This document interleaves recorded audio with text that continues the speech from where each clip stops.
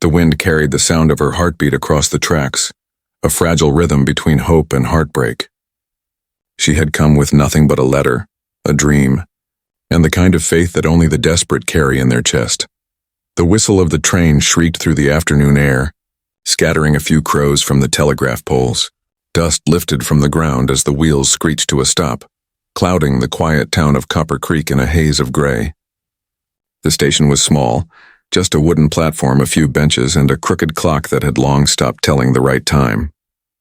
But to her it looked like a doorway to a new life. Marielle Vaughn stepped down from the third carriage, holding onto the rail as if it were the only thing keeping her upright. Her green dress, once bright, was faded from too many washings. The hem was frayed and spotted with mud from 100 miles of travel.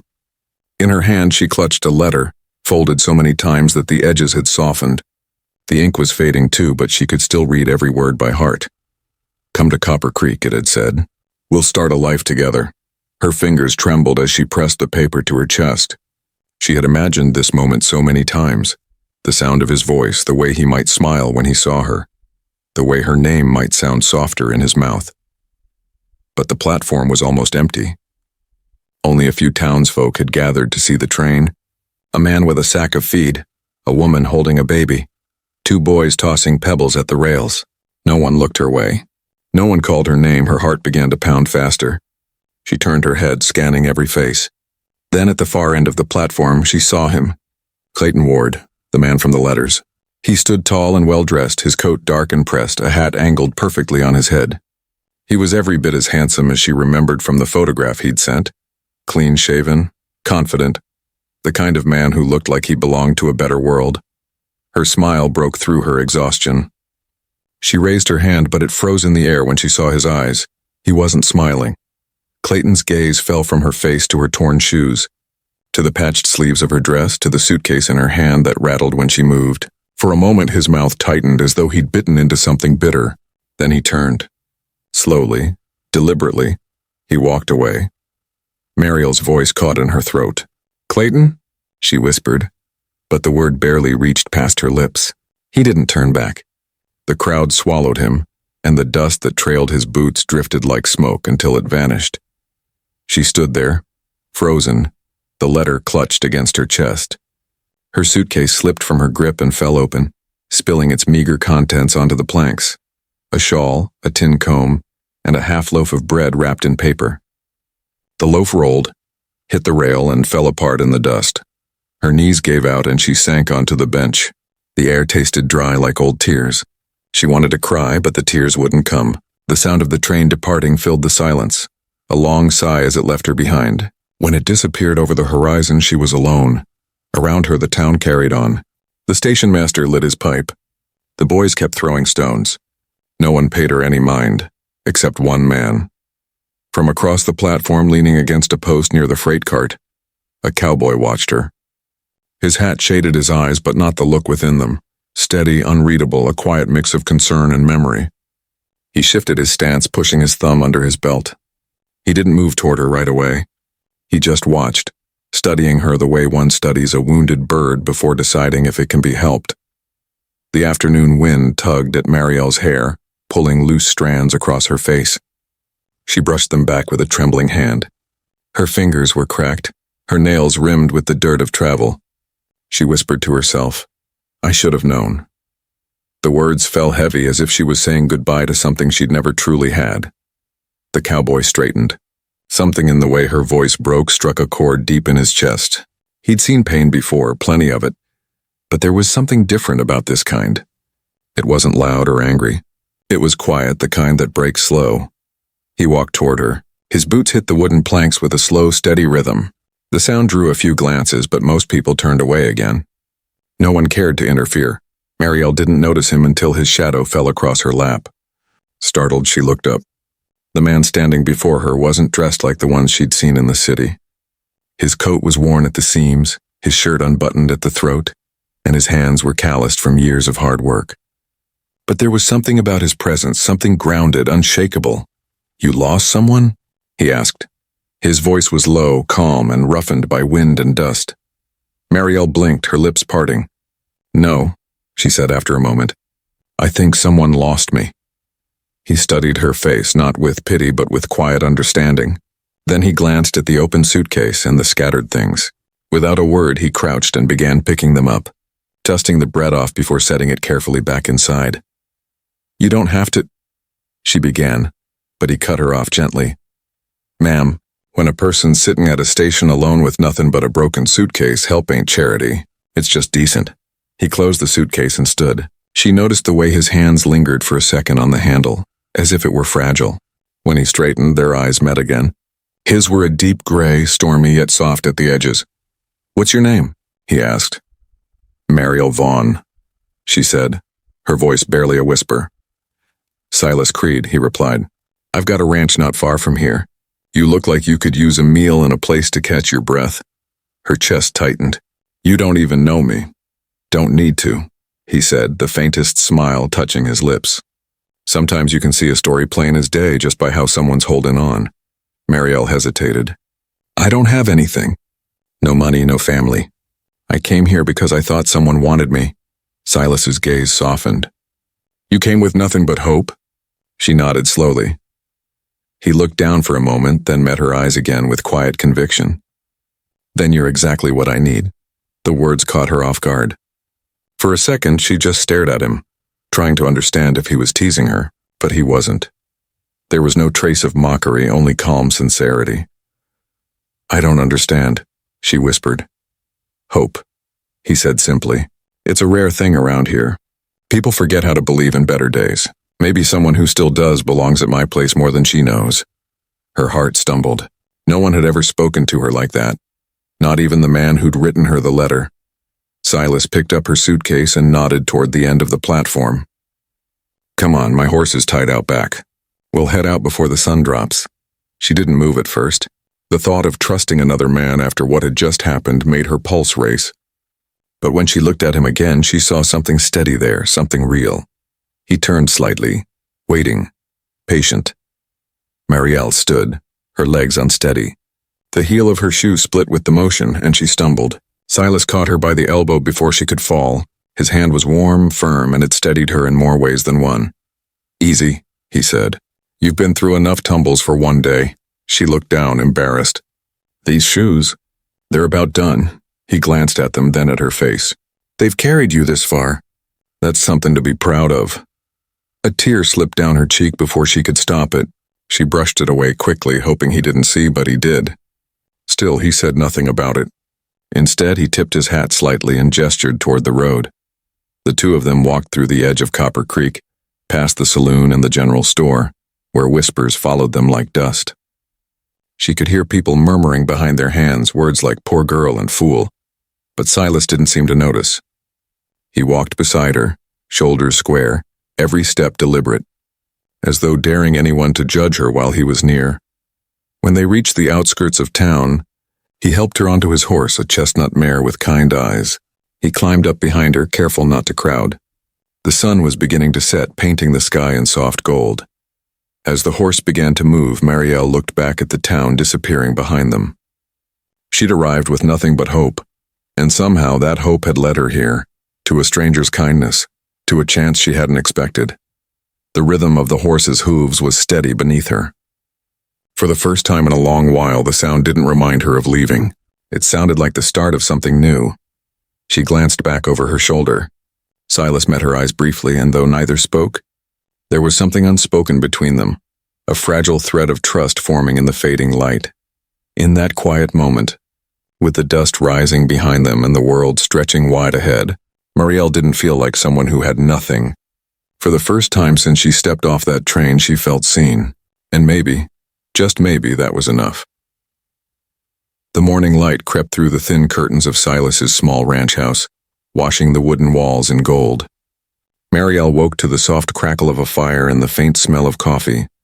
For a moment, she didn't remember where she was. Her heart still carried the weight of yesterday, the train, the crowd, Clayton's turn back. But when she lifted her head, she saw a folded blanket on her lap and a steaming cup of coffee resting on the table beside her. A single note lay beneath it, scrawled in uneven handwriting. "Went to check the horses. Drink while it's warm." She held the cup carefully, its warmth seeping into her trembling fingers. The first sip burned her tongue, but she didn't mind. It was the first thing that had tasted like comfort in a long time. Outside, she could hear the steady rhythm of hooves in the corral, the low murmur of Silas talking to his mare. His voice carried through the morning air, steady, calm, and full of a patience she wasn't used to hearing in men. Marielle wrapped the blanket tighter around her shoulders and stepped outside. The land stretched endlessly around her, rolling fields of dry grass, a barn with a sagging roof, a few fence posts leaning like tired soldiers. Beyond that, the horizon melted into the pale blue of the sky. Silas was brushing down his horse, his sleeves rolled up, the muscles in his arms moving with quiet precision. When he noticed her, he gave a small nod. "You sleep all right?" She hesitated before answering. "Better than I have in weeks," he smiled faintly. "That's good. You're safe here, Miss Vaughn. You don't have to keep your shoes by the door." Her gaze dropped to the worn boots sitting beside the porch steps. "Habit," she murmured. "For too long I never stayed in one place." He set the brush aside and leaned against the fence. "Then maybe it's time you did." His words hung in the air, soft but heavy. She didn't know how to respond, so she looked out across the pasture instead. A few wildflowers still clung to life among the dust. A hawk circled above the ridge, graceful and untouchable. Silas followed her gaze. "You hungry?" he asked after a while. She nodded shyly. He motioned toward the cabin. "There's bread on the stove and some honey I traded for last week. Won't win any contests, but it's food." Inside she found the bread wrapped in cloth. It was rough and uneven, but it smelled good. She tore off a small piece and tasted it. It was dry but sweet, and it made her chest ache. She'd forgotten what it felt like to eat something made by human hands, not purchased with borrowed coins. When Silas came back in, dusting his hands, she straightened immediately. "I should be helping," she said. "I can cook or clean or—" He cut her off gently. "You don't owe me work, Marielle." The sound of her name startled her. It felt different coming from his mouth, gentle, grounded, as if it belonged there. "I can't just sit while you do everything," she insisted. He chuckled softly. "All right then. If it'll make you feel better, you can help with supper. I can handle everything else." That evening, she stood beside him in the small kitchen, chopping potatoes while he cut strips of jerky for stew. The silence between them wasn't awkward, it was calm, full of the sounds of knives against wood, the bubbling of water, the occasional whistle of wind against the windows. After a while, she spoke without looking up. "Why did you help me?" He paused, blade hovering mid-cut. "Would you believe me if I said I'm not sure?" She turned slightly toward him. "You could have just walked away like everyone else." He resumed slicing, slower this time. "Maybe because I've been the one sitting alone before." Marielle frowned softly. "You?" He nodded. "Lost my brother 3 years back. Or took him. Then my pa died not long after. Used to be we ran this ranch together. After that I stayed out here alone, watching things fall apart piece by piece. One morning I woke up and realized I hadn't heard another voice in weeks. It does something to a person, loneliness. Makes them stop believing in good endings." Marielle's throat tightened. "I know that kind of quiet." He glanced at her and their eyes met for a heartbeat longer than either expected. Then he looked back at the cutting board. "Maybe that's why I couldn't walk away. You looked like someone who still believed in something. Maybe I needed to see that." She didn't reply. She didn't have the words for the warmth that spread slowly through her chest. When the stew was done, they sat at the small table by the window. Outside, the sun was setting, bleeding gold and rose across the sky. Marielle broke her bread into the bowl, stirring it with the spoon. She ate slowly, savoring the simple taste. Silas watched her quietly for a moment. "How long were you on that train?" 2 days, she said. "And before that I walked a week to reach the station. My uncle's farm was foreclosed. I sold what little I had left, Mama's locket, Pa's tools, to pay for the ticket." "You did all that for him?" he asked softly. She nodded. "He wrote kind letters. Promised me a home. Said he wanted someone pure and gentle to build a life with." She let out a bitter laugh. "I guess he didn't mean someone with holes in her shoes." Silas's jaw tightened. "That man's got a smaller heart than a rattlesnake." She smiled faintly despite herself. "You don't even know him. Don't need to. A man who breaks what's already fragile isn't worth knowing." Silence settled again, but it wasn't heavy this time. It was warm, like a blanket draped over tired shoulders. That night, Marielle lay in the small room Silas had given her. bare except for a bed, a trunk, and a quilt that smelled faintly of pine smoke. Through the open window, she could hear the low hum of crickets and the distant howl of a coyote. Sleep came easier than she expected. In her dreams, she saw the train again, but this time she wasn't stepping off alone. Silas was there beside her, tipping his hat, saying something she couldn't quite hear, but it made her heart ache in a way that didn't hurt. Days passed. The rhythm of ranch life began to shape her. She learned how to feed the horses, how to patch a fence, how to gather eggs without breaking them. Every morning, Silas would saddle his mare and she'd bring him coffee before he rode out. Sometimes, when he came back, they'd sit on the porch and watch the sky change colors. One evening, as the last light faded behind the hills, Marielle asked, "Do you ever think about leaving this place?" He leaned back in his chair, staring at the horizon. "Used to. Thought maybe I'd sell the land, head south, start somewhere no one knows my name. And now?" He looked at her, his expression unreadable. "Now I think maybe names don't matter much. It's the people who stay that give a place meaning." Marielle's breath caught. She looked down at her hands, at the faint scars left by years of hard work. "I've never been someone worth staying for," she said quietly. Silas leaned forward, elbows on his knees. "That's where you're wrong, Marielle. You're the kind of person that keeps the world from going cold." Her eyes met his, and in that brief moment, the distance between them felt smaller than ever. The silence that followed wasn't empty. It was full of everything neither of them dared to say. Later that night, when she went to her room, she found a small box on the windowsill. Inside was a pair of worn leather gloves patched at the palms. A note lay folded beside them. "Figured you might need these for work tomorrow. They're not new, but they've held up. So will you?" She pressed the note to her heart, tears spilling silently down her cheeks. The next morning, she wore the gloves while helping Silas mend a broken gate. He showed her how to hold the hammer, how to steady the nail. Every time their hands brushed, her pulse quickened.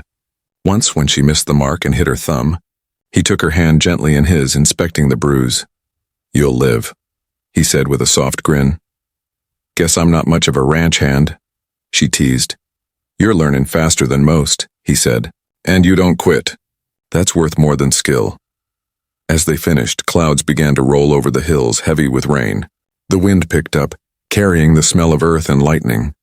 Silas looked toward the horizon. "We'd better head inside." But before they could reach the cabin, the first drops began to fall, cold and heavy. Marielle laughed, her hair whipping across her face. Silas turned toward her, startled by the sound. It was the first time he'd heard her laugh, pure, unguarded, like a melody long buried. "You're gonna catch cold," he said. She spun once in the rain, lifting her arms. "Then I'll be warm from the inside." He couldn't help but smile. "You're something else, Miss Vaughn." When they reached the porch, both dripping, she turned to him, water streaking down her cheeks like tears. "Thank you," she said softly. "For what?" "For not looking away." He studied her for a moment, rain running down his hat brim, his breath visible in the cooling air. Then, in a voice barely louder than the rain, he said, "Sometimes the things worth seeing are the ones everyone else misses." She looked at him, heart thundering, and for a fleeting second, the world stilled, the storm, the wind, even her doubts. Neither spoke again as they stepped inside. But that night, as thunder rolled across Copper Creek, Marielle sat awake by the fire, her heart full and aching. For the first time in her life, she wasn't just surviving. She was beginning to feel alive. The rain had stopped before dawn, leaving the world washed clean. Mist rolled across the pastures like ghosts of the night before, and the air smelled of wet earth and pine. Marielle stood on the porch wrapped in a shawl, watching droplets slide from the eaves. She could still feel the storm inside her chest, the memory of laughter, of Silas's eyes soft under the brim of his hat, of the way the rain had clung to their faces like truth made visible. When the door creaked open behind her, she turned.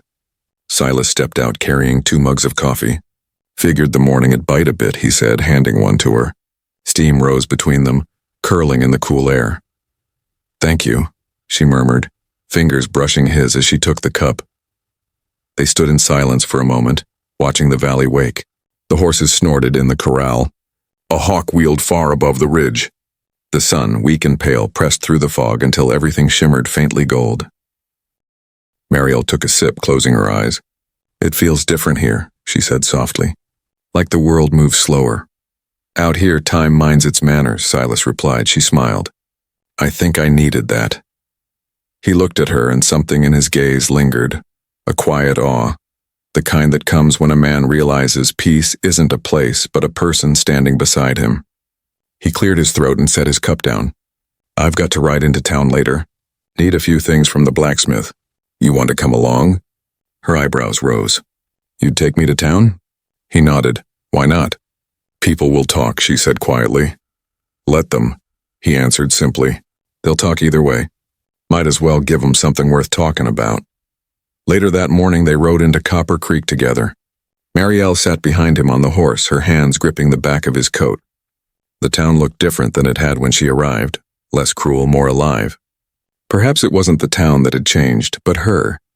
When they dismounted in front of the general store, heads turned. Conversations hushed. Silas didn't notice or pretended not to. He took her hand to help her down, steadying her as she found her footing. Her cheeks flushed, but she didn't let go right away. Inside, the store smelled of flour and leather. Silas traded for nails, rope, and a new lantern, while Marielle wandered the aisles, fingers grazing the bolts of fabric. She stopped at a small display of ribbons, blue, red, and white. A flash of memory struck her, of her mother braiding her hair and tying it with a ribbon before church. She hadn't worn one since. Silas appeared beside her, carrying a sack over his shoulder. You like that one? He asked, nodding toward a soft blue ribbon. It's pretty, she said, but I can't. He dropped a coin on the counter before she could finish. Then it's yours. She blinked up at him, surprised. You didn't have to. I know, he said. But sometimes it's nice to have something pretty that don't cost much but makes the day feel lighter. Her throat tightened. Thank you, Silas. When they stepped back outside, the townsfolk's stares burned at her back, but she walked taller than before. For the first time, she wasn't hiding behind shame. Silas's quiet strength beside her made her feel untouchable. On the ride home, the wind tugged at her hair, and the ribbon fluttered like a small banner of defiance. She found herself smiling.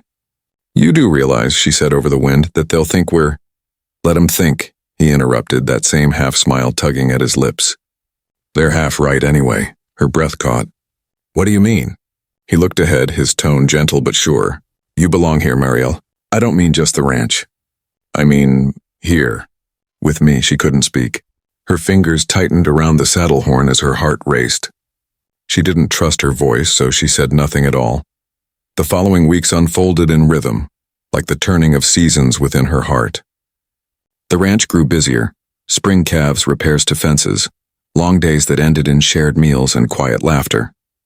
Marielle took to baking, filling the house with the scent of bread and cinnamon. Silas teased that she was spoiling him, but he never missed a crumb. One afternoon, as she hung laundry by the barn, Silas approached, carrying a small wooden box. Made something, he said, setting it on the fence. She opened it to find a carved figurine of a horse, delicate and smooth. It's beautiful, she whispered. Used to carve with my brother, he said, his gaze far away. He had steady hands. Mine were clumsy. Guess they learned patience after he passed. Marielle touched the carving gently. He must have been a good man. He was, Silas said. Didn't deserve what he got. He turned slightly, eyes on the horizon. I spent a long time angry. At God, at the world, at myself for living when he didn't. But I don't feel that kind of anger anymore. What changed? She asked. He looked at her then, a faint smile in his eyes. You showed up, her breath hitched. She turned away, pretending to adjust the clothespins, but her hands trembled. You give me too much credit, she said softly. He shook his head. Not near enough. That night, as the moon rose silver over the fields, she sat outside alone, the carved horse resting in her hands. The night air was cool, and the sound of frogs echoed faintly from the creek. She thought about everything that had led her here. The letter, the heartbreak, the endless road. All of it had broken her down to dust. But somehow this place, this man, had turned that dust into soil. The cabin door creaked open and Silas stepped out carrying a lantern. You all right? I was just thinking, she said. Dangerous habit, he teased. She smiled. About how strange it is. You save a person once and then they spend their days wondering if they were worth saving. He came closer, the lantern's glow painting his face in gold. You ever think that maybe the person doing the saving needed saving too? Her chest tightened. She didn't answer. He crouched beside her, his voice lower now. You don't owe me anything, Marielle. Not for food, not for work, not for staying. The only thing I ask is that you stop thinking of yourself as a burden. You're not. Her eyes shimmered. It's hard to forget what people made me feel. Then start believing what I see instead, he said. Her breath caught. She wanted to speak, but he stood before she could, leaving her with only the soft sway of the lantern light and the echo of his words. The next morning, she found him already outside mending the fence. His shirt clung to his back from sweat and his hat shaded his face. She brought him water, setting the canteen by his side. Thank you, he said, wiping his brow. Silas, she began, hesitating. Do you ever think maybe people like us get broken so we can learn how to mend others? He glanced at her, eyes steady. Maybe. Or maybe we just get better at seeing beauty in things that ain't perfect. For a long moment they stood there, the wind tugging at the grass around them. Then he smiled, that quiet, lopsided smile that always undid her. You've got more fire in you than you think, Marielle. I'm learning from the best, she replied. As weeks turned to months, life wove them closer together. Some nights they'd sit by the fire, sharing stories. Others they'd say nothing at all, content in the silence. He'd play an old harmonica, low and soft, while she mended shirts or hemmed blankets. The music filled the room like a prayer too deep for words. One evening, as thunder rolled distantly, she asked, Did you ever love anyone before me? Silas's hands paused over the harmonica. Once, he said finally. Years ago. She left before the snows came. Said she couldn't live in a place this lonely. Marielle swallowed hard. I see. He met her eyes, his voice rough but gentle. But that was before I learned that loneliness ain't about the land. It's about not having the right person beside you. Her heart stuttered. The silence after his words felt sacred, fragile. She didn't dare move. Then quietly he said, You make this place feel alive again, Marielle. She rose, walking toward the window to hide the tears welling in her eyes. Outside, lightning flared across the horizon. You've given me more than I deserve, she whispered. Silas stood, crossing the room until he was beside her. His reflection met hers in the glass, two shapes outlined by the storm's glow. You deserve peace, he said, and maybe someone to share it with. She turned, and for the first time neither looked away. The distance between them disappeared, not through touch but through understanding. The air felt charged, alive. Then the thunder broke, shaking the windows. Silas stepped back slightly, his jaw tight, his breath unsteady. You should get some rest, he said. Marielle nodded, though her heart screamed to stay. When she reached her room, she closed the door gently and pressed her back to it. She could still feel the warmth of his nearness, still hear his voice in her chest. Outside, the storm raged on, but for the first time since she arrived in Copper Creek, Marielle wasn't afraid of what came next. She knew storms passed, and when they did, they always left the world greener than before. The sound of hooves shattered the quiet afternoon, echoing through the valley like a warning. Marielle froze on the porch, a basket of clean laundry still in her hands. The sky had been calm just moments ago. Soft clouds, a lazy sun, the scent of wildflowers drifting through the air. But now dust rose on the ridge and 3 riders were cutting fast through the fields. Her heart sank. Something about the way they moved, their posture, the deliberate pace felt wrong. Silas stepped out from the barn, wiping sweat from his brow. He followed her gaze and his expression darkened. Get inside, he said quietly. She hesitated. Who is it? Trouble. The word hit her like a stone. She backed toward the door, the basket slipping from her hands. The sheets fluttered to the ground like pale ghosts. The riders slowed as they neared the corral. The man in front dismounted first, tall and sharply dressed, his boots shining even through the dust. Marielle knew that silhouette. The arrogance in the way he held his shoulders, the smug tilt of his chin. It was Clayton Ward. Her breath caught. He removed his gloves slowly as though peeling away civility. Well, he said, his voice smooth as oil. Looks like you made yourself quite comfortable. Marielle's pulse thundered in her ears. She stepped down from the porch, forcing her voice to stay steady. What are you doing here, Clayton? I came to collect what's mine, he said with a smirk. You ran off, embarrassed me in front of half the town. You think that didn't reach me? You think people didn't talk? Silas stepped forward, standing between them. His voice was low but steady. She didn't run off. You left her. Everyone at that station saw it. Clayton's eyes flicked to Silas, sizing him up. And you are? Someone who doesn't turn away when a woman's hurting, Silas said. Clayton gave a short, mocking laugh. A hero, then. How noble. Tell me, hero, what can you offer her? A broken fence and a handful of chickens? You think that's a future? I offer her respect, Silas said. Something you wouldn't know if it bit you. Clayton's smile tightened, the kind that meant danger. He took a step closer and one of his men shifted his weight, hand brushing the handle of his revolver. Marielle's fear gave way to anger. Stop it, both of you, she said, her voice trembling but strong. Clayton, you have no right to be here. You made your choice the moment you walked away. Clayton turned on her, eyes flashing. You think this is about choice? You humiliated me, Marielle. You made me look weak. You think I can just let that go? You already did, she said, her chin lifting. He stared at her, his jaw tightening. You forget your place. She doesn't have a place, Silas cut in. Not one anyone else decides for her. Clayton's gaze snapped back to him.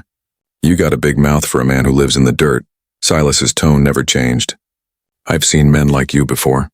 I'll talk until the wind changes. Clayton's face darkened. You think you can stand in my way? I don't think, Silas said evenly. I know. For a tense moment, no one spoke. Even the wind seemed to hold its breath. Then Clayton laughed, a cold, mirthless sound. You really think this girl's worth it? Silas didn't hesitate. Every bit of it. Marielle's throat tightened. The world seemed to blur around her, the edges of her fear melting into something fierce and bright. Clayton's smile vanished. He lunged forward, his fist connecting with Silas's jaw. The blow knocked Silas back a step, but he didn't fall. He wiped the blood from his lip, eyes steady, and didn't swing back. Hit me, Clayton barked. Come on, show her the kind of man you are. But Silas just stood there, breathing slow. No, he said. I won't give you what you came for. Clayton sneered. Coward. Before he could swing again, Marielle stepped between them. Her voice shook, but every word cut sharp as glass. Enough! The men froze. Even the horses went still. She looked up at Clayton, eyes blazing. You don't get to decide my worth.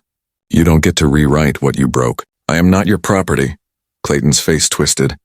You owe me. I owe you nothing, she snapped. You gave me words on paper and took them back when I stopped fitting your picture. I walked through miles of dust for you, Clayton Ward, and you left me standing in it. But I'm done crawling through your shadow. The silence that followed was deafening. Even the men behind him seemed uncertain now. Silas's voice broke the quiet, calm but cutting. You heard her, leave. Clayton glared at him, chest heaving. This isn't over. It is, Silas said, because you're not man enough to make it otherwise. For a long moment, Clayton just stood there, eyes flicking between them, between the woman who had defied him and the man who refused to fight him. Then he spat in the dirt and turned away. You'll regret this, he muttered. He mounted his horse and rode off, his men following in silence. Dust rose and lingered long after they were gone. Marielle let out a shuddering breath.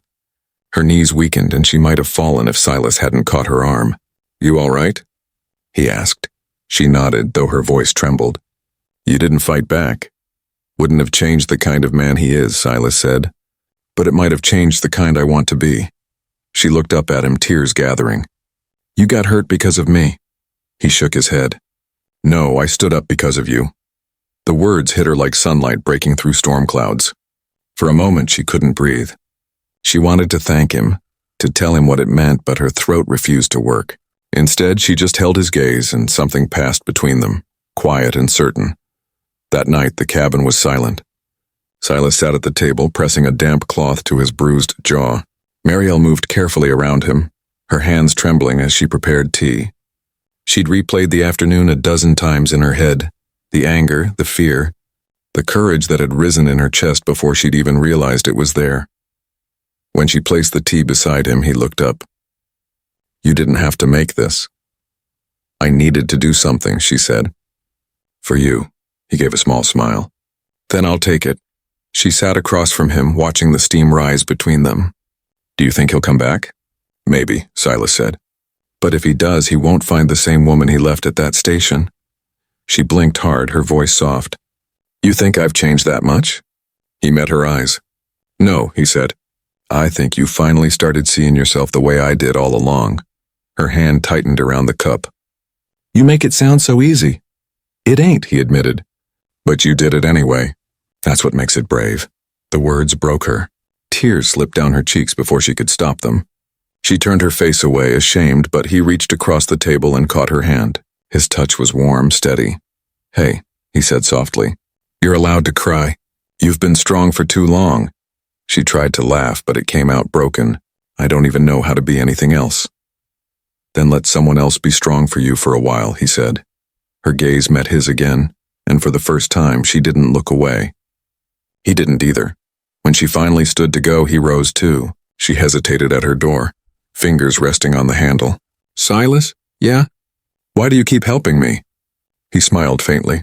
Because somewhere along the way you stopped being someone I was helping and started being someone I was hoping for. Her breath caught. She turned quickly, retreating into her room before the tears spilled again. Hours passed. The fire burned low, the logs crackling softly. Silas sat alone, staring into the embers, thinking of the woman asleep in the next room. The woman who'd walked into his life with nothing but faith and somehow taught him how to hope again. Outside, a coyote howled, long and lonely. The sound echoed across the empty fields. Silas stood, moving to the window. He looked out toward the ridge where Clayton had disappeared, and his jaw tightened. He wasn't afraid, not for himself, but for her. He knew men like Clayton didn't take humiliation kindly. He whispered into the dark, "Let him try." In her room, Mariel stirred from a restless dream. She sat up, clutching the quilt around her shoulders, the memory of Silas's words still fresh in her mind. Somewhere deep inside her, something shifted. For the first time, she didn't feel like a burden or a stray. She felt like a woman standing on her own feet, unbroken, unashamed. And when she lay back down, sleep came not with fear, but with the quiet promise of belonging. The night had been still, too still. No wind, no crickets, no sound of hooves from the pasture. Mariel woke with a start, her heart thudding as if something deep inside her already knew what her eyes hadn't yet seen. The air smelled faintly of smoke. She sat up, breath catching, and saw the orange flicker through her window. For a split second she thought it was dawn, but then came the crackling roar and the low, hungry growl of fire. She threw open the door. Flames were crawling across the horizon, climbing over the dry grass in waves of red and gold. The wind, silent all evening, had risen suddenly, carrying sparks toward the barn. "Silas!" she screamed, running barefoot across the yard. Her nightdress tangled at her ankles, but she didn't stop. The air was hot enough to sting her throat. From near the corral she saw him, silhouetted against the fire, shouting to the horses. His voice cut through the roar, steady even as the world burned around him. "Get back inside," he yelled when he saw her. "I won't," she cried. "You'll die out here." He ignored her, slapping the reins on the terrified mare to drive it away from the flames. Smoke rolled thick between them, choking the air. Mariel coughed, eyes watering, but pushed forward. Silas turned just in time to see her stumble toward him. "Mariel, no." He ran to her, grabbed her by the arm, and half-dragged, half-carried her away from the fence as it collapsed behind them in a shower of sparks. The noise was deafening. The world had become fire and ash. They reached the water trough near the well. Silas soaked his bandana and tied it over her mouth. "Stay low," he ordered. "If it jumps the creek, we'll run to the ridge." "Who did this?" she gasped. "Silas, it wasn't an accident, was it?" He didn't answer, but his silence told her everything. Clayton. The name burned hotter than the fire itself. When the barn doors buckled under the heat, one of the horses screamed. Silas tore away from her grip. "No," she shouted. "You can't go in there." But he was already running. He threw his shoulder against the door, forcing it open just wide enough to slip inside. The blaze painted his silhouette in violent light. Mariel's breath came in sobs. "Silas!" she screamed, her voice breaking. Seconds felt like hours. The fire groaned, timbers snapping, sparks swirling like stars gone mad. Just when she thought she'd lost him, he stumbled out through the smoke, his shirt half burned, his arm wrapped around a trembling foal. The animal's eyes were wild with fear, its body slick with soot. He set the foal loose toward the creek and fell to his knees. Mariel ran to him, wrapping her arms around his shoulders. His skin was hot to the touch, his breath ragged. "You're hurt," she cried. "I'm fine," he rasped. "We saved most of them. You could have died." He looked up at her through smoke-stung eyes. You think I'd leave you here alone? Tears blurred her vision. She pressed her forehead against his. I don't care about the horses, Silas. I care about you. Before he could answer, the wind shifted. The fire turned, racing toward the house. Marielle's heart dropped. The cabin, she whispered. He staggered to his feet. We can't save both, he said. We can try. They ran together, stumbling through ash and flame. The sky had turned crimson, a terrible dawn. When they reached the house, the porch was already alight. Silas kicked the door open and dashed inside, snatching the rifle and a few blankets. Marielle grabbed the carved horse from the mantel and shoved it into her dress pocket before he pulled her back outside. Leave it, he shouted, dragging her away from the collapsing roof. It's gone, she whispered, tears cutting clean lines down her soot-streaked face. No, he said, gripping her hand tightly. Not while we're standing. They fled toward the creek, the roar behind them rising like thunder. Smoke choked the valley, and embers rained down like falling stars. When they reached the water, Silas collapsed to his knees, coughing violently. Marielle knelt beside him, holding his face in her hands. Silas, stay with me, she pleaded. He blinked up at her, his eyes unfocused. You're shaking, he murmured, his voice hoarse. So are you, she said, forcing a laugh through her tears. The fire burned for hours, consuming everything in its path. They sat in the shallows, the water cooling their blistered skin, watching as the ranch they had built together turned to ash. When dawn finally broke, the fire had moved on, leaving only smoke and silence. Marielle's body ached, but she didn't care. She turned to Silas, who lay against the bank, eyes half closed. Silas, she whispered. He stirred, wincing. His arm was burned, his jaw bruised, his shirt torn to ribbons. Still here, he said weakly. Relief hit her so hard she nearly sobbed. You're alive, she breathed. He smiled faintly, the kind of smile that looked more like a prayer. Guess the fire had its chance? She cupped his face gently. You're not losing me, Silas Creed, not after everything. He closed his eyes, exhaustion pulling at him. You gave me a home when I thought I'd never have one again, he whispered. She shook her head, her voice breaking. No, Silas. You gave me a home when I had nothing left. He reached for her hand, his skin rough and warm even through the burns. Then I have everything I need. Her tears fell onto his chest as he drifted into uneasy sleep. She stayed beside him, guarding him like the flame that refused to die. Days passed. The fire left the valley black and charred, but life clung stubbornly beneath the ashes. Neighbors from Copper Creek rode out to help, bringing what supplies they could. Blankets, food, spare wood. When Silas woke again, he found Marielle rebuilding the fence with her bare hands. Her palms were raw, her hair tied back with the same blue ribbon, now streaked with soot. You should be resting, he rasped from where he lay propped against a rock. She turned, a faint smile tugging at her lips. You said this place is worth standing for, so I'm standing. He tried to laugh but ended up coughing. She hurried to him, kneeling beside him with a canteen. He took a sip, then caught her hand before she could pull away. You don't have to fix everything at once, he said quietly. I'm not fixing, she replied. I'm starting again. The days grew long but filled with purpose. Together they salvaged what they could. The barn's frame still stood, blackened but sturdy. The creek flowed clearer each morning. And when Silas was strong enough, he began to help again, his movements slow but determined. One evening, as the sun bled gold over the horizon, Marielle stood beside him by the fence. The land still bore scars, but the first green shoots had begun to break through the burned soil.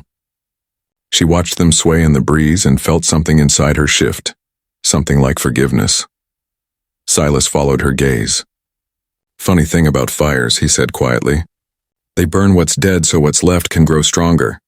She looked at him, eyes glimmering in the fading light. Does that mean we're stronger too? He smiled softly. Reckon we are. They stood in silence, the wind whispering through the valley. Then, without quite realizing it, she slipped her hand into his. His fingers curled around hers, rough and warm. You ever wonder, she said after a moment, why we survive the things we do? He thought for a long time before answering. Maybe because there's someone out there still needing us to. That night, as they sat by the fire pit they'd built from the old stones of the chimney, Silas reached into his coat pocket and pulled something out. It was the small carved horse, scorched but whole. Marielle gasped. You saved it? He nodded. Couldn't let it burn. Some things ain't meant to turn to ash. She took it carefully, holding it against her heart. You always find what's worth saving, she said. He looked at her, the firelight dancing in his eyes. Only because you remind me what that is. Her breath caught, and before she could stop herself, she leaned forward and kissed him. It wasn't desperate or rushed, it was soft, full of everything they'd survived, everything they hadn't dared to say. His hand rose to her cheek, and the world seemed to go still around them. When they finally parted, she rested her forehead against his. You're my home, Silas, she whispered. He smiled against her lips. And you're my reason to stay. The stars stretched endless above them, the valley quiet except for the rustle of grass. For the first time since the fire, Marielle felt peace. In the distance, the charred field shimmered faintly in the moonlight, small green shoots glistening through the soot. From the ashes, life was finding its way back just like they were. And in that silent, sacred night, she realized the truth. The fire hadn't destroyed them. It had remade them. The first light of dawn spilled softly over Copper Creek, brushing the land with hues of rose and gold. Smoke no longer haunted the air, only the faint scent of dew and wildflowers drifting through the valley. Marielle stood barefoot on the porch, her dress fluttering gently against the breeze. The land below, once blackened by fire, was green again. Tiny sprouts dotted the soil, stubborn and alive, a quiet miracle after so much loss. She closed her eyes, letting the sunlight warm her face. The pain had dulled, replaced by something gentler, something like peace. Behind her, the sound of steady footsteps broke the silence. Silas emerged from the cabin, his arms still wrapped in bandages but his strength returning by the day. His shirt was rolled at the sleeves, his hair messy from sleep, and a faint smile tugged at his lips as he watched her. You're up early, he said, voice rough but warm. I couldn't sleep, she answered softly. The sunrise felt like it was calling me. He stepped closer, following her gaze toward the ridge. Haven't seen the valley this alive in years, he murmured. Almost looks new, she turned to him, her eyes shining. It is new, Silas, everything is. You, me, this land, we were all burned, and somehow we're still standing. He studied her for a moment, and then gently he brushed a strand of hair from her face.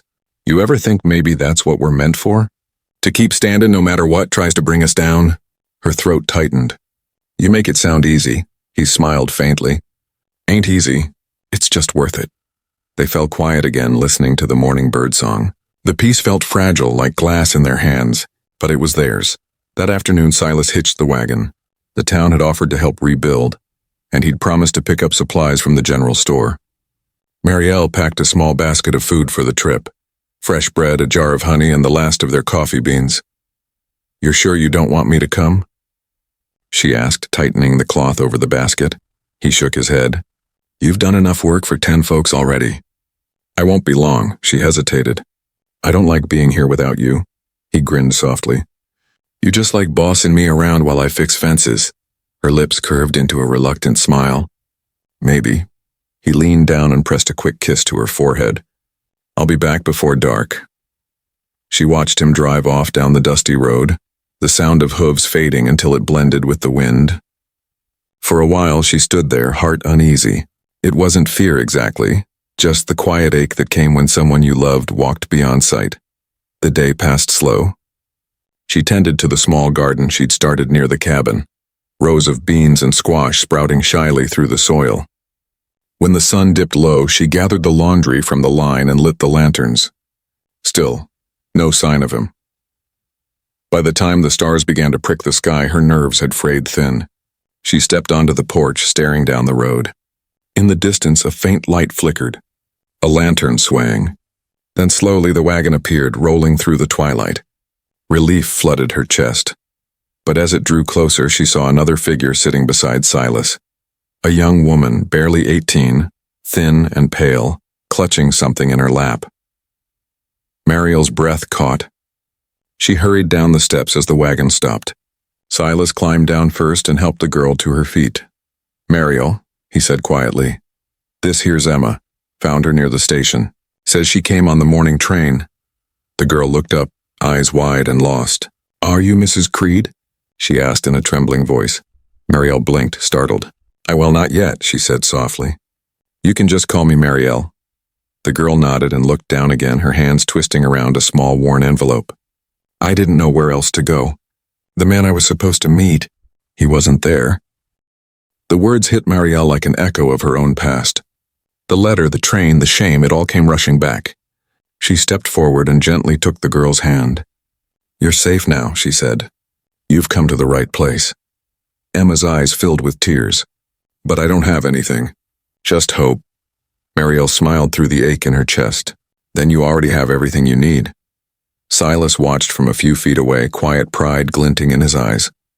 The words were the same ones he'd once said to Marielle, and hearing them from her lips now filled him with something deeper than joy. It was the circle closing, the proof that love, once given, never truly ended. They brought Emma inside, fed her stew, and set up a bed near the fire. She fell asleep quickly, exhaustion pulling her under. Marielle stood for a long moment watching the girl's small form beneath the quilt. "She reminds me of me," she whispered. Silas stepped behind her, resting a hand on her shoulder. "She's got a better chance than you did," he said gently, "because she's got you now." Marielle turned her head slightly, looking up at him. "You think we can really help her?" He smiled. "We helped each other, didn't we?" The next few weeks passed in quiet rhythm. Emma began to heal in the same way Marielle once had. Slowly, cautiously, with small steps that only someone who'd walked that road could understand. She learned to ride, to cook, to laugh again. The ranch, once silent, now echoed with life and warmth. One evening, Silas found Marielle out by the corral, mending a section of fence. The setting sun cast her in gold. "You work harder than any ranch hand I've ever met," he said, grinning. She smirked without looking up. "Maybe I just like proving you wrong." He chuckled, then grew quiet. "Marielle," he said after a pause, "there's something I've been meaning to ask you." She turned, hammer still in hand. "What is it?" He stepped closer, reaching into his pocket. "I was waiting for the right time, but I figure every time with you is the right one." When he opened his hand, she gasped. Nestled in his palm was a small ring, simple, handmade, the band carved from polished wood with a single tiny stone set in its center. "I made it from the old barn beam," he said quietly. "Figured it already survived one fire. Might as well be part of something that'll last." Tears welled in her eyes. "Silas." He took her hand, rough fingers trembling slightly. "Marielle Vaughn, you walked into my life when everything was ashes. You gave me reason to rebuild. I don't got gold or fancy promises, but I got my word and my heart, and they're both yours." Her tears spilled freely now, her voice barely more than a whisper. "You don't know how long I dreamed of hearing words like that." "I think I do," he said softly. She laughed through her tears, shaking her head. "You never stop surprising me," he smiled. "That's the plan." When he slid the ring onto her finger, the sky erupted in color, sunset melting into violet, the air still and full of light. She threw her arms around him, and for the first time neither of them held back. The kiss they shared wasn't desperate or rushed. It was steady, certain, the kind built from 1,000 small moments that had led them here. A week later, under the open sky, they were married. The ceremony was simple. A few neighbors, a preacher from town, and Emma standing beside Marielle holding a bouquet of wildflowers. There was no grand music, no white lace or carriages, only the soft hum of wind and the land that had seen everything they'd survived. As they spoke their vows, Silas's voice was steady, but his eyes shone. "You came here with nothing but hope," he said, "and you gave this place life again. I swear to you, Marielle, as long as I'm breathing, you'll never walk alone." Marielle's lips trembled as she replied, "You never saw me as broken. You saw me as someone worth building with. And I choose you, today, tomorrow, for every sunrise this land will ever see." The preacher smiled softly. "By the grace of love and the strength of hope, I now pronounce you husband and wife." The crowd cheered softly.